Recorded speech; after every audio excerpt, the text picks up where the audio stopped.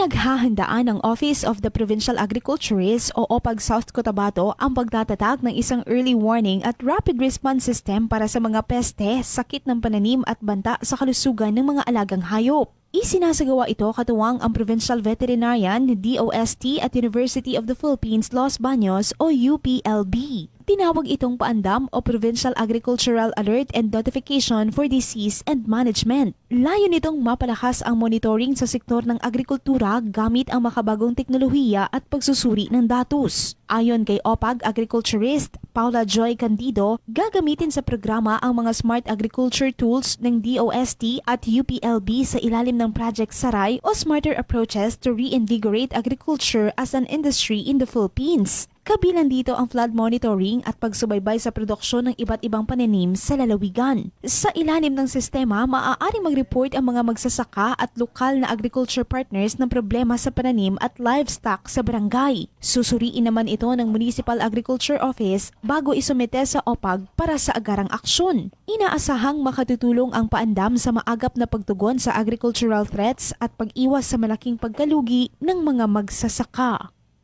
Chris Toreta, NDBC, Bida Balita.